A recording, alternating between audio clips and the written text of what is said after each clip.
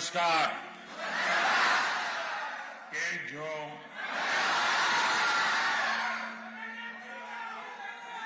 वणक्कम। सत श्री अकाल। जिन दोबरे।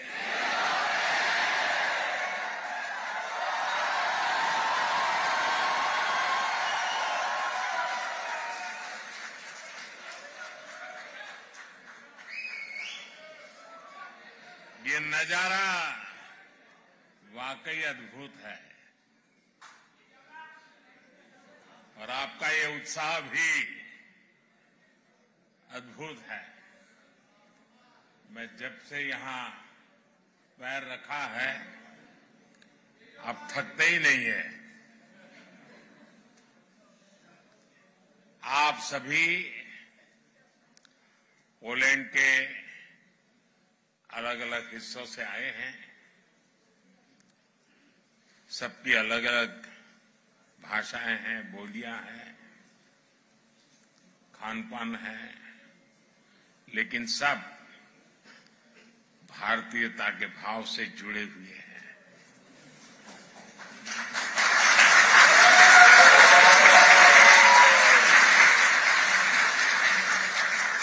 आपने यहां इतना शानदार स्वागत किया है। मैं आप सभी का, पोलैंड की जनता का इस स्वागत के लिए बहुत आभारी हूं।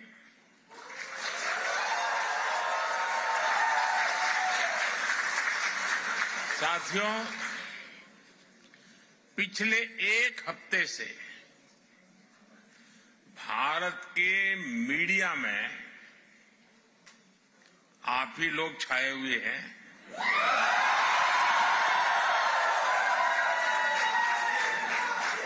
पोलैंड के लोगों की खूब चर्चा हो रही है और पोलैंड के विषय में भी बहुत कुछ बताया जा रहा है।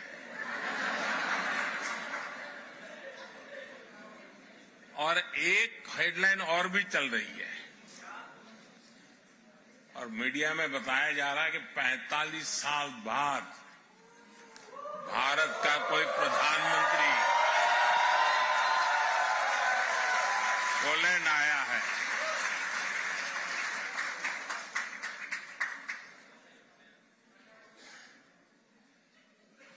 बहुत सारे अच्छे काम मेरे नसीब में ही है।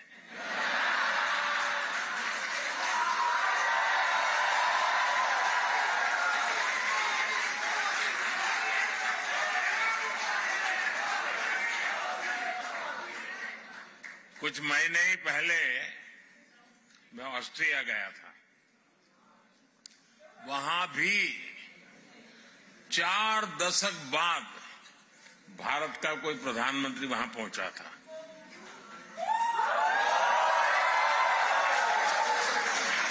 ऐसे कई देश हैं जहां दशकों तक भारत का कोई प्रधानमंत्री पहुंचा नहीं है।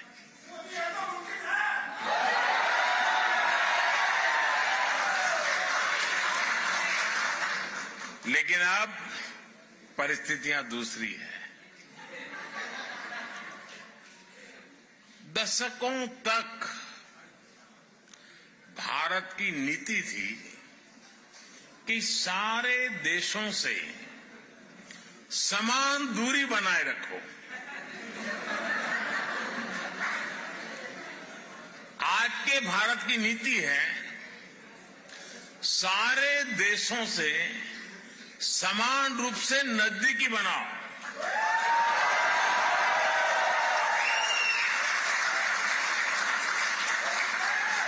आज का भारत सबसे जुड़ना चाहता है।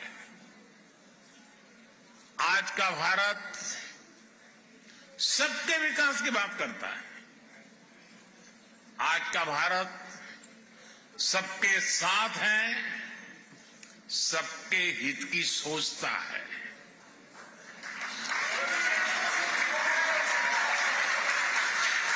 हमें गर्व है कि आज दुनिया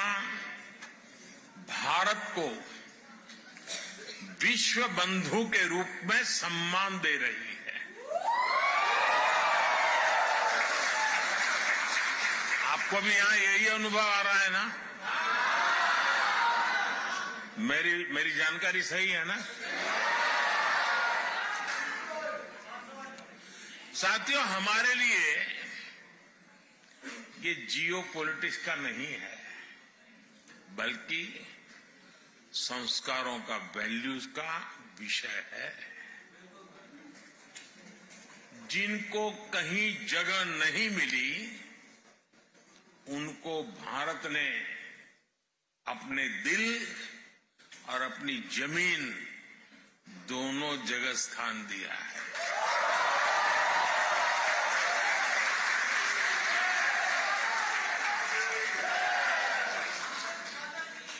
ये हमारी विरासत है, जिस पर हर भारतीय गर्व करता है। पोलैंड तो भारत के इस सनातन भाव का साक्षी रहा है।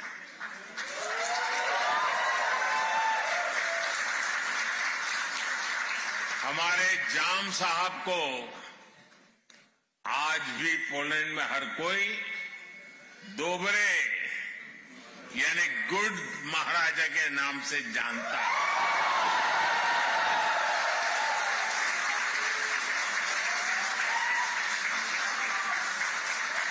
वर्ल्ड वॉर II के दौरान जब पोलैंड मुश्किलों से घिरा हुआ था, जब पोलैंड की हजारों महिलाएं और बच्चे शरण के लिए जगह जगह भटकते थे, तब जाम साहब, दिग्विजय सिंह, रंजीत सिंह जाडेजा जी आगे आए।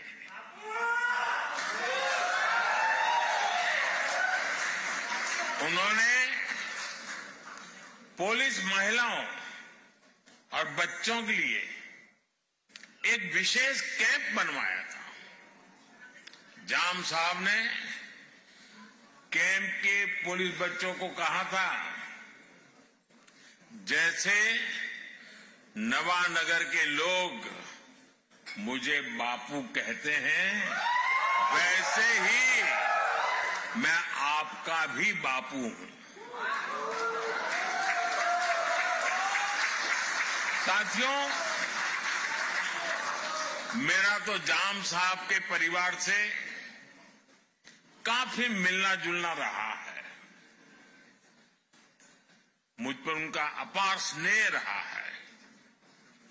कुछ महीने पहले भी मैं वर्तमान जाम साहब से मिलने गया था। उनके कमरे में पोलैंड से जुड़ी एक तस्वीर आज भी है, और मुझे ये देखकर अच्छा लगता है कि जाम साहब के बनाए रास्ते को पोलैंड ने आज भी जीवंत रखा है।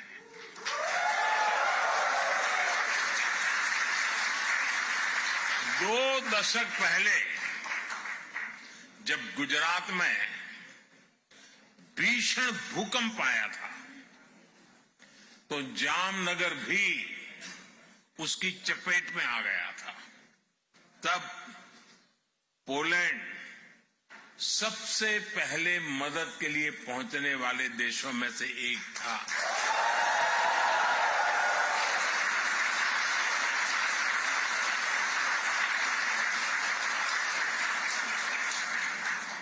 यहां पोलैंड में भी लोगों ने जाम साहब और उनके परिवार को भरपूर सम्मान दिया है।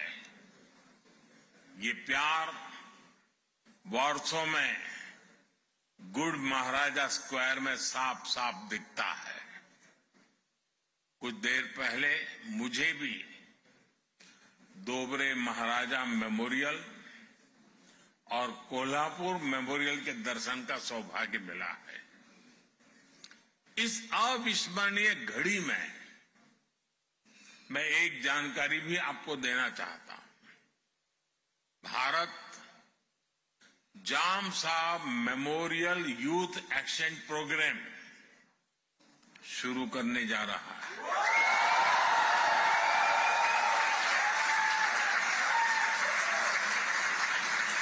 इसके तहत भारत 20 पोलिश युवाओं को हर साल भारत आने के लिए आमंत्रित करेगा।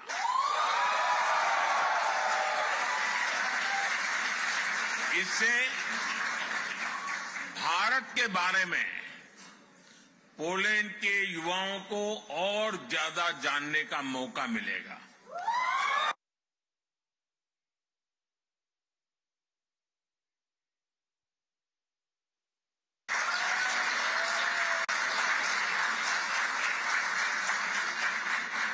महाराष्ट्राच्या नागरिकांच्या आणि मराठी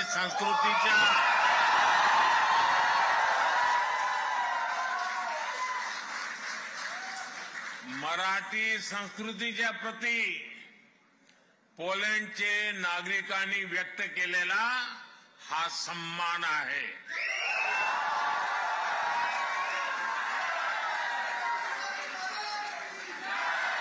मराठी संस्कृतीत मानव धर्म आचरणाला सर्वात अधिक प्राधान्य आहे।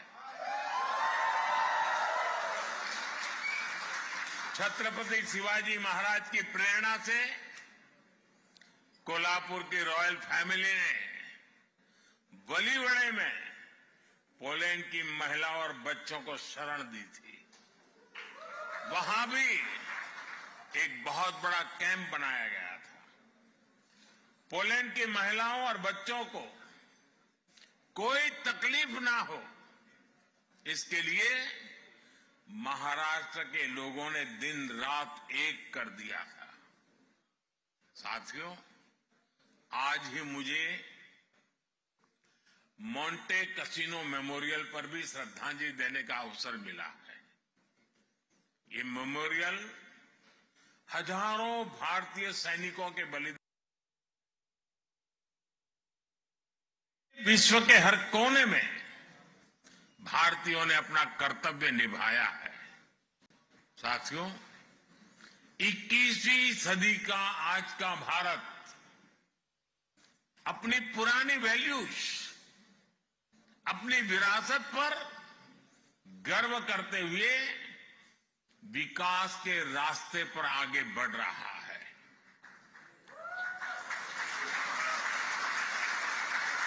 आज दुनिया भारत को उन खूबियों के कारण जानती है जिसे भारतीयों ने सारी दुनिया के सामने साबित करके दिखाया है। हम भारतीयों को एफर्ट्स, एक्सीलेंस और एम्पैथी के लिए जाना जाता है।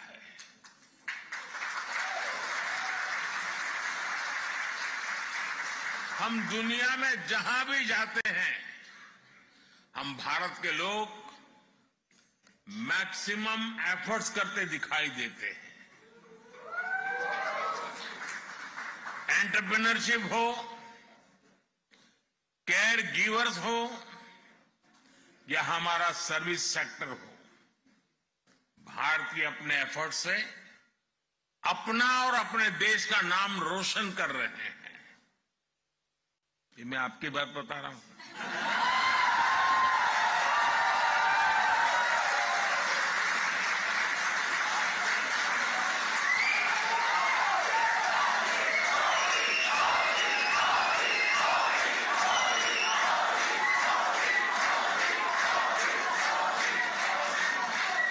आपको लगता होगा कि मैं किसी तीसरे देश की बात कर रहा हूं।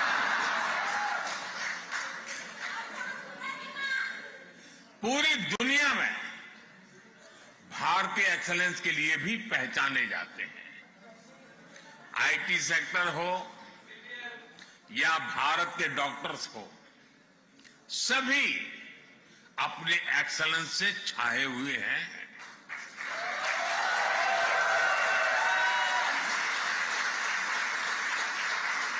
और कितना बड़ा ग्रुप तो मेरे सामने ही मौजूद है।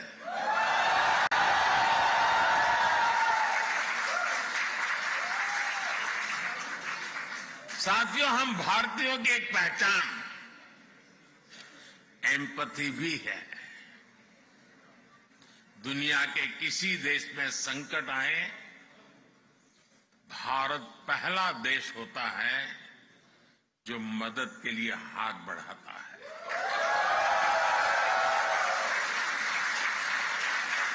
कोविड आया, 100 साल की सबसे बड़ी आपदा आई, तो भारत ने कहा ह्यूमैनिटी फर्स्ट। हमने दुनिया के 150 से ज्यादा देशों को दवाइयां और वैक्सीन भेजी। दुनिया में कहीं भी भूकंप आता है, कोई प्राकृतिक आपदा आती है, भारत का एक ही मंत्र है, ह्यूमैनिटी। कहीं युद्ध हो तो भारत कहता है ह्यूमैनिटी, और इसी भाव से भारत दुनिया भर के नागरिकों की मदद करता है। भारत हमेशा फर्स्ट रिस्पॉन्डर के रूप में सामने आता है। साथियों, भारत बुद्ध की विरासत वाली धरती है।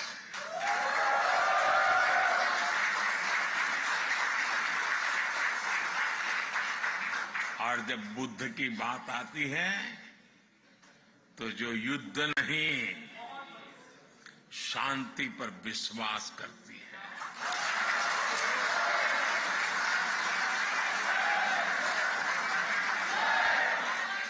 और इसलिए भारत इस रीजन में भी स्थायी शांति का एक बड़ा पैरोकार है।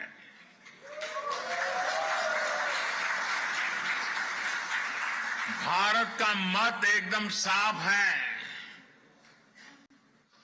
ये युद्ध का युग नहीं है।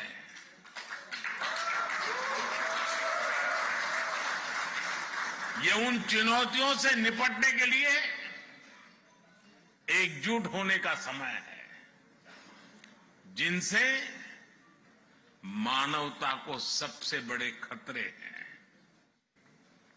इसलिए भारत डिप्लोमेसी और डायलॉग पर बल दे रहा है।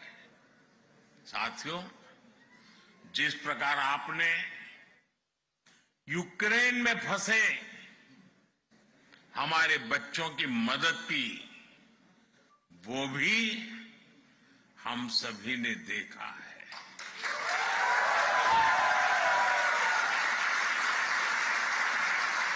आपने उनकी बहुत सेवा की थी।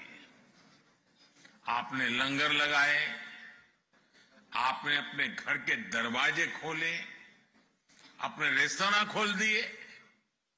पोलैंड की सरकार ने तो वीजा जैसे बंधनों को भी हमारे स्टूडेंट्स के लिए हटा दिया था।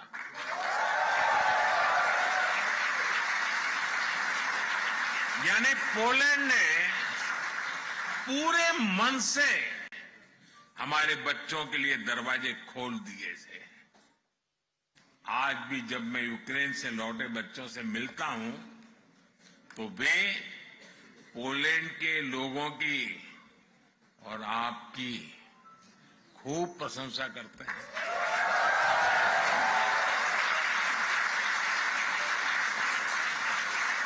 और इसलिए आज मैं यहां 140 करोड़ भारतीयों की तरफ से आप सभी का, पोलैंड के लोगों का अभिनंदन करता हूं। मैं आपको सैल्यूट करता हूं।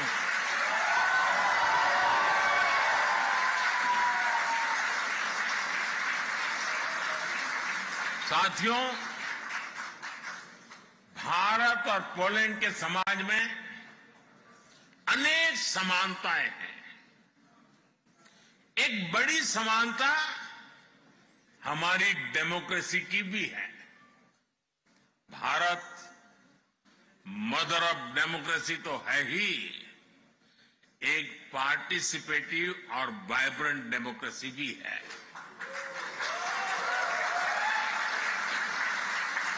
भारत के लोगों का डेमोक्रेसी पर अटूट भरोसा है। ये भरोसा हमने हाल के चुनावों में भी देखा है।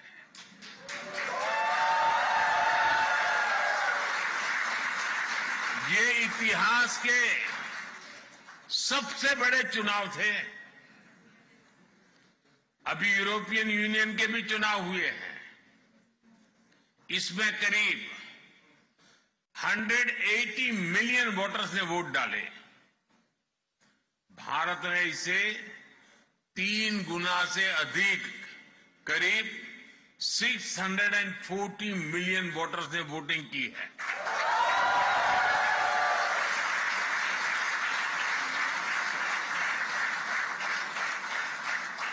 भारत के इन चुनावों में हजारों पॉलिटिकल पार्टी ने हिस्सा लिया।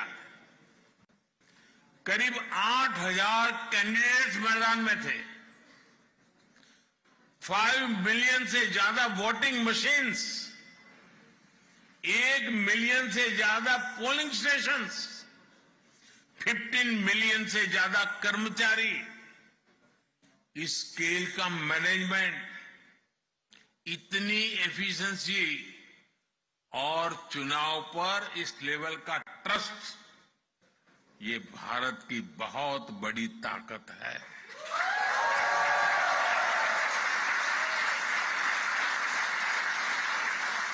दुनिया को ये लोग जब ये आंकड़े सुनते हैं ना, तो उनको चक्कर आ जाता है। साथियों, हम भारतीय डायवर्सिटी को जीना भी जानते हैं, सेलिब्रेट करना भी जानते हैं। और इसीलिए हर सोसाइटी में हम आसानी से घुल मिल जाते हैं। पोलैंड में तो भारत के बारे में जानने, समझने और पढ़ने की एक पुरानी परंपरा रही है। ये हमें यहां की यूनिवर्सिटीज में भी देखने को मिलता है। आप में से काफी लोग वॉर्सो यूनिवर्सिटी की मेन लाइब्रेरी में गए होंगे। वहां भगवद गीता के, उपनिषदों के आदर्श वाक्य हम सबका स्वागत करते हैं।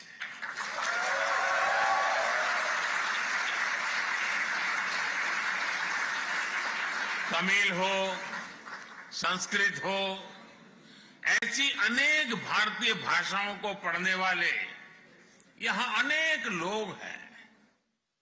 यहां की बेहतरीन यूनिवर्सिटीज में इंडिया स्टडीज से जुड़ी चेयर्स है। पोलैंड और भारतीयों का एक कनेक्ट कबड्डी से भी है।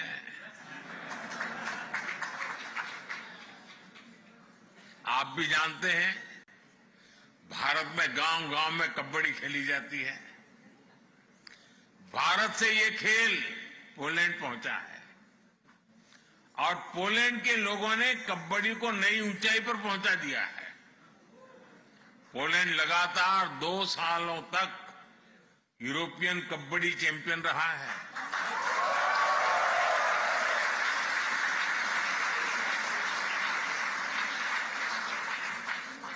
मुझे बताया गया है कि 24 अगस्त से एक बार फिर कबड्डी की चैंपियनशिप होने जा रही है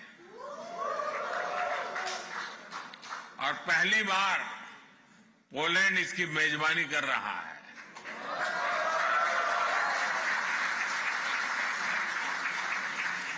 मैं आज आपके माध्यम से पोलैंड की कबड्डी टीम को अपनी शुभकामनाएं भी देता हूं।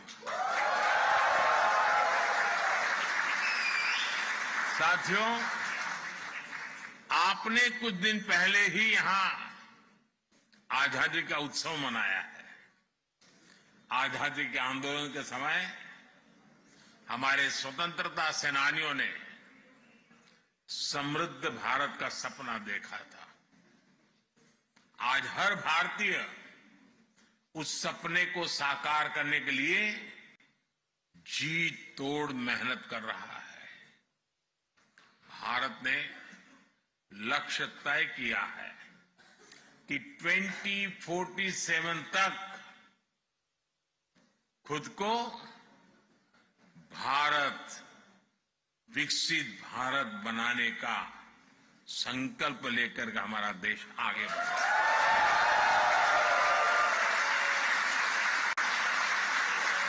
इसलिए आज का भारत अभूतपूर्व स्केल, स्पीड और सॉल्यूशंस पर काम कर रहा है। भारत में किस स्केल और स्पीड पर आज परिवर्तन आ रहा है, ये सुनकर आपको भी गर्व होगा। सुनाऊं?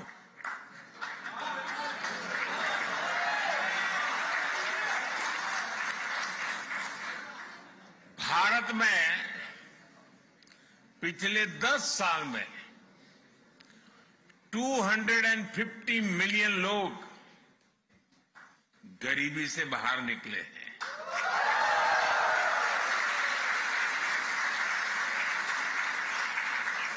और 250 मिलियन मतलब ये संख्या फ्रांस, जर्मनी और यूके की टोटल पॉपुलेशन से भी ज्यादा है।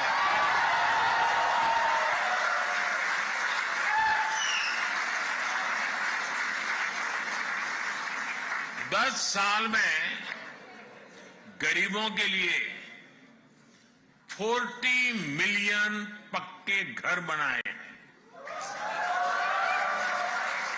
और हम 30 मिलियन और घर बनाने वाले हैं। और अगर पोलैंड में आज 14 मिलियन हाउस होल्ड है तो हमने सिर्फ एक दशक में करीब 3 नए पोलैंड बसाए हैं।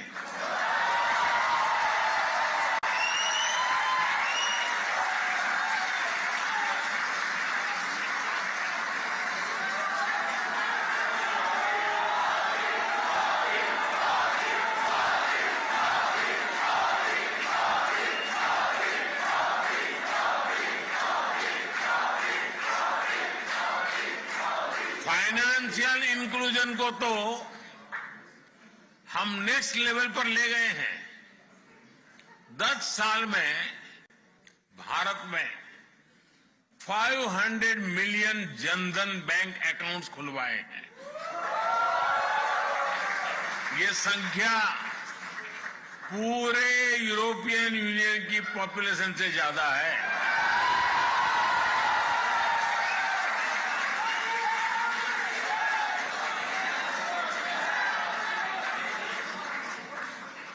यूरोपियन यूनियन की पॉपुलेशन के बराबर ही हर रोज भारत में यूपीआई से डिजिटल ट्रांजैक्शन होता है।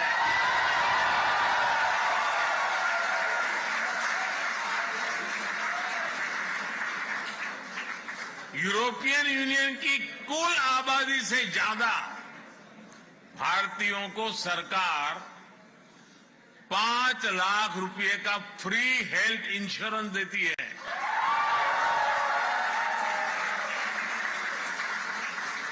पिछले एक दशक में भारत में ब्रॉडबैंड यूजर्स की संख्या भी 60 मिलियन से बढ़कर 940 मिलियन से ज्यादा हो चुकी है।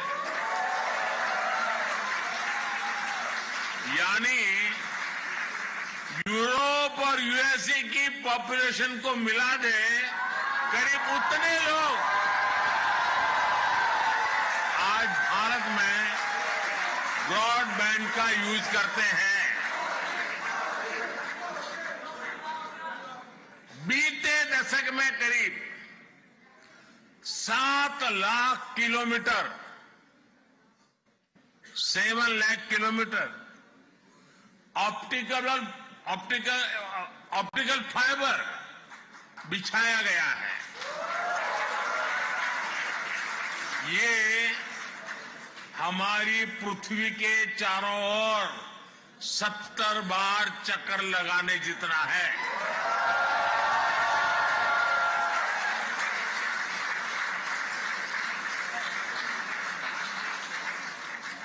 भारत ने 2 साल के भीतर ही देश के हर जिले तक 5G नेटवर्क पहुंचाया है। अब हम made in India 6G network पर काम कर रहे हैं।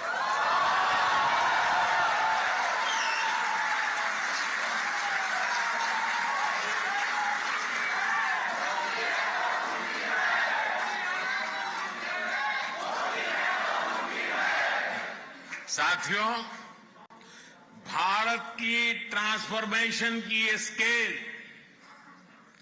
पब्लिक ट्रांसपोर्ट में भी दिखती है। 2014 में भारत के 5 शहरों में ऑपरेशनल मेट्रो थी। आज 20 शहरों में ऑपरेशनल मेट्रो है।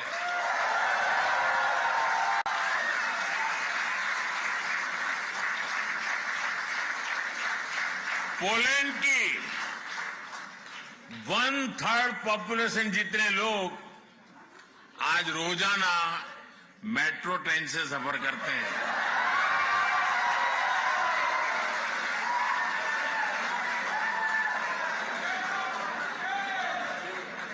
साथियों,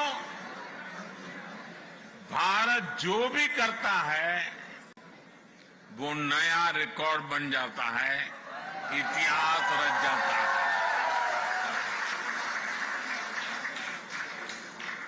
आपने देखा है भारत ने 100 से ज्यादा सैटेलाइट एक साथ लॉन्च किए थे।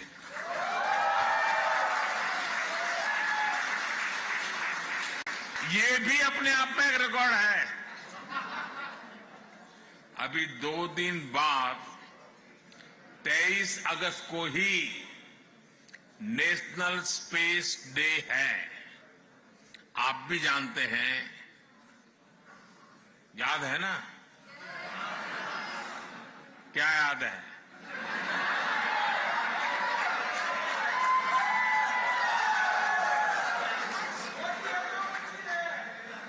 इसी दिन भारत ने चंद्रमा के साउथ पोल में अपना चंद्रयान उतारा।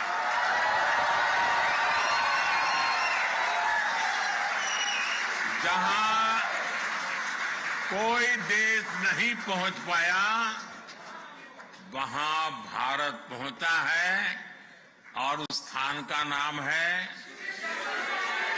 उस स्थान का नाम है, उस स्थान का नाम है भारत। दुनिया का तीसरा बड़ा स्टार्टअप इकोसिस्टम है। साथियों, दुनिया की आबादी में भारत का हिस्सा करीब 16-17% रहा है, लेकिन आबादी के लिहाज से ग्लोबल ग्रोथ में भारत की हिस्सेदारी पहले उतनी नहीं थी। अब स्थितियां तेजी से बदल रही है।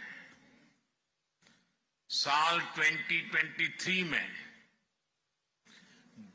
ग्लोबल ग्रोथ में भारत की हिस्सेदारी 16% से अधिक रही है।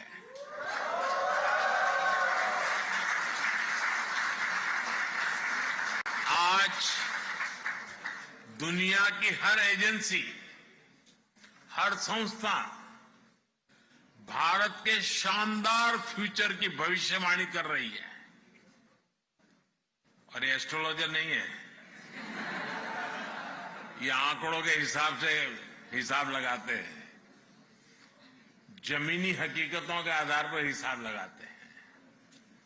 अब भारत दुनिया की तीसरी बड़ी इकोनॉमी बनने से ज्यादा दूर नहीं है।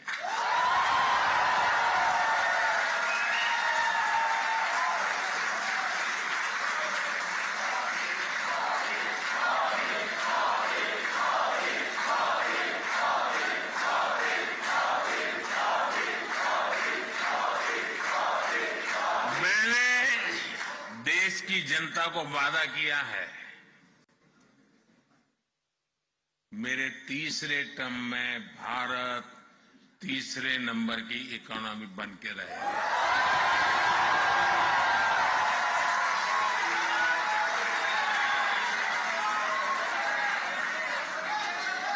आने वाले वर्षों में दुनिया भारत का जबरदस्त आर्थिक उभार देखने जा रही है। नेस्कॉम का अनुमान है कि अपने डिजिटल इंफ्रास्ट्रक्चर के कारण भारत इस दशक के अंत तक $1 ट्रिलियन की इकोनॉमी बन जाएगा।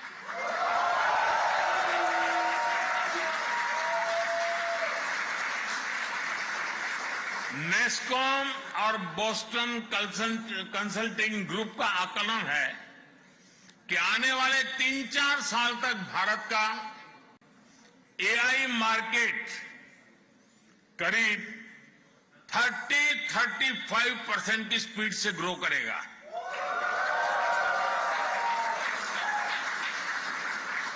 यानी भारत को लेकर एक अभूतपूर्व पॉजिटिविटी चारों तरफ नजर आ रही है। आज Bharat semiconductor mission, deep ocean mission, national green hydrogen mission, national quantum mission और एआई मिशन पर इसलिए काम कर रहा है ताकि आने वाले अनेक दशकों तक भारत बहुत आगे रहे।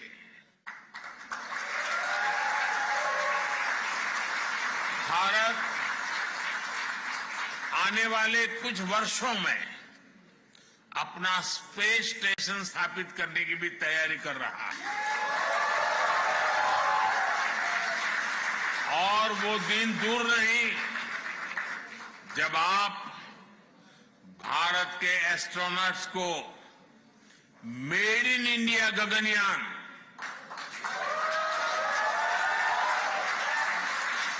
मेड इन इंडिया गगनयान से अंतरिक्ष में जाते हुए देखेंगे।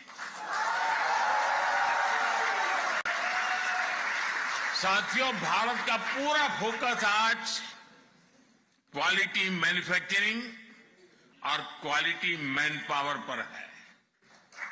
ये दो ऐसी चीजें हैं जो ग्लोबल सप्लाई चेन के लिए बहुत आवश्यक है। हाल में जो बजट आया है उसमें हमने अपने यूथ की स्किलिंग और जॉब क्रिएशन पर बहुत जोर दिया है। यहां बहुत बड़ी संख्या में हमारे नौजवान पढ़ाई के लिए आए हैं। हम भारत को भी एजुकेशन, रिसर्च और इनोवेशन का एक बहुत बड़ा सेंटर बनाने में जुटे हैं। साथियों, टेक्नोलॉजी हो, मेडिकल केयर हो, एजुकेशन हो, हर सेक्टर में दुनिया के लिए एक स्किल्ड मैन पावर बनाने का बीड़ा भारत ने उठाया है। मैं आपको हेल्थ सेक्टर का एक उदाहरण दूंगा। पिछले 10 सालों में हमने भारत में 300 से ज्यादा नए मेडिकल कॉलेज बनाए। पिछले 10 साल में भारत में मेडिकल सीट्स बढ़कर अब 2 गुनी हो चुकी है। 10 साल में डबल। इन 10 सालों में हमने अपने मेडिकल सिस्टम में 75,000 नई सीटें जोड़ी है। अब आने वाले 5 सालों में हम मेडिकल की 75,000 नई सीटें और जोड़ने का लक्ष्य लेकर चल रहे हैं। इससे क्वालिटी हेल्थ सर्विस प्रोवाइडर के रूप में भारत की भूमिका और मजबूत होगी। और हमारा तो दुनिया को एक ही संदेश है, वो दिन दूर नहीं, हम कहेंगे हील इन इंडिया।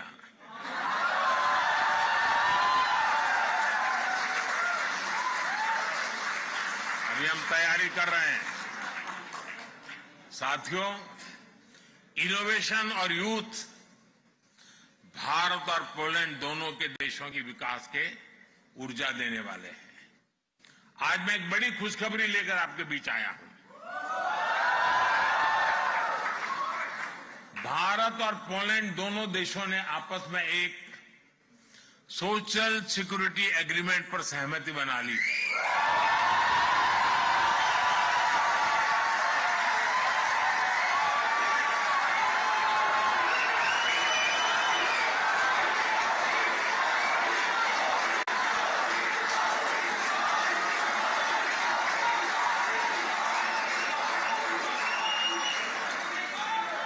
जिसका लाभ आप जैसे सब साथियों को होने वाला है।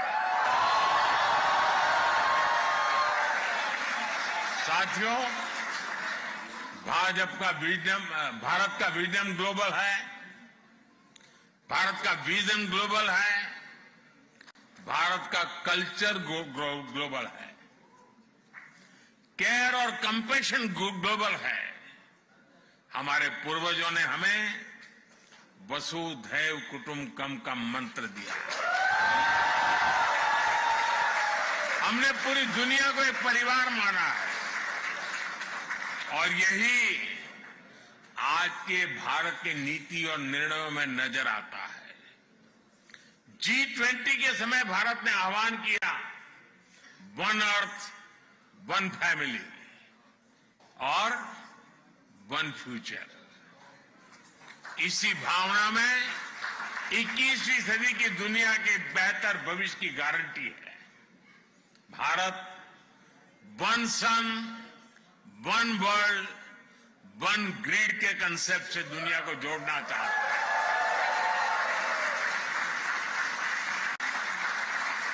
ये भारत ही है जो वन अर्थ, वन हेल्थ को स्वस्थ दुनिया की गारंटी मानता है। वन हेल्थ यानी होलिस्टिक वेलबीइंग पर हमारा फोकस होना चाहिए, जिसमें हमारे एनिमल्स हो, पेड़ पौधे भी हो, सबकी हेल्थ पर ध्यान दिया जाए। आज जिस तरह की स्थितियां हम देख रहे हैं, उसमें वन हेल्थ का सिद्धांत और जरूरी हो गया है। भारत ने मिशन लाइफ यानी लाइफस्टाइल फॉर एनवायरनमेंट का एक मॉडल पूरी दुनिया को दिया है। आपने भारत में चल रहे एक बड़े अभियान के बारे में भी जरूर सुना होगा। ये अभियान है एक पेड़ मां के नाम।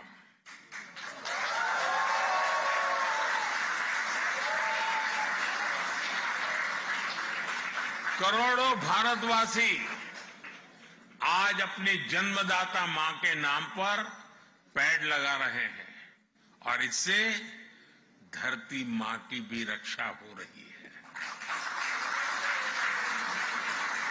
साथियों, इकोनॉमी और इकोलॉजी में बैलेंस आज भारत की प्राथमिकता है।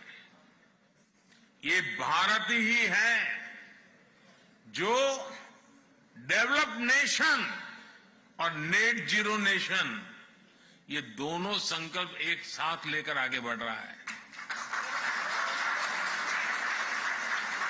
भारत ग्रीन फ्यूचर के लिए 360 डिग्री अप्रोच पर काम कर रहा है। ग्रीन मोबिलिटी इसका एक बड़ा उदाहरण है। हम पेट्रोल में 20% इथेनॉल ब्लेंडिंग के बहुत निकट पहुंच चुके हैं। भारत आज तेज गति से इलेक्ट्रिक मोबिलिटी का विस्तार कर रहा है।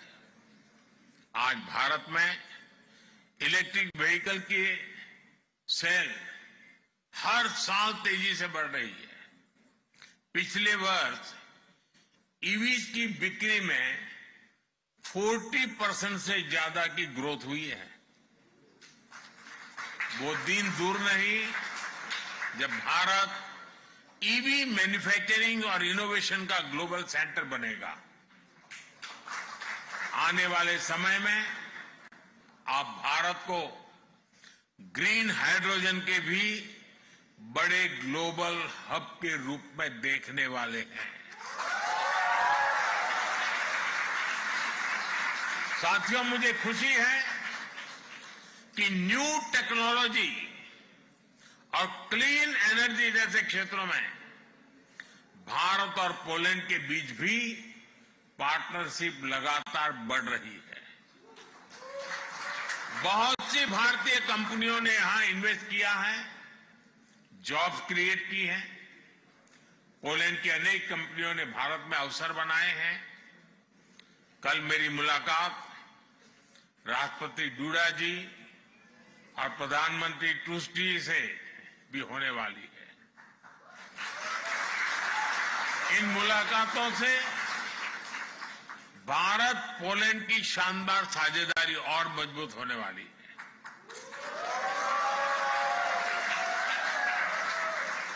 प्रधानमंत्री टूस्क तो भारत के बहुत अच्छे मित्र हैं।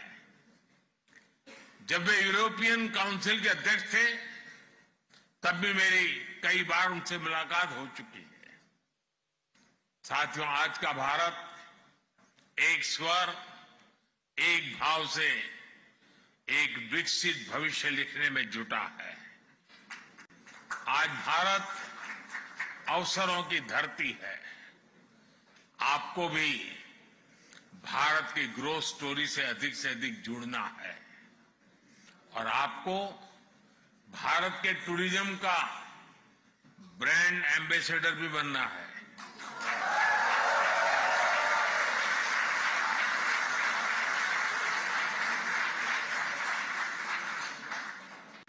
मतलब क्या करेंगे?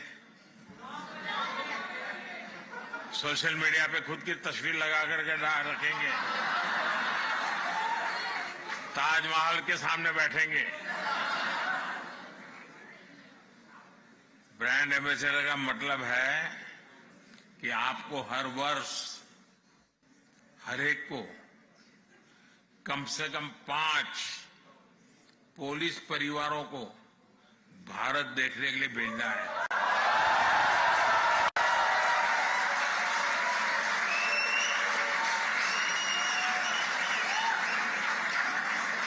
करेंगे? इतना तो होमवर्क देना चाहिए ना मुझे।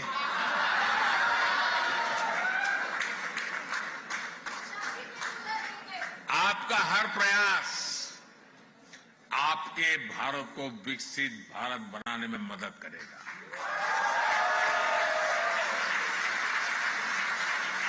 साथियों, एक बार फिर यहां आने के लिए, इस शानदार स्वागत के लिए मैं आप सभी का आभार व्यक्त करता हूं।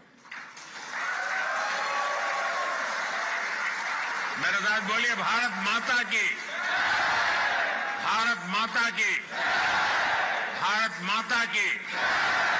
बहुत बहुत धन्यवाद।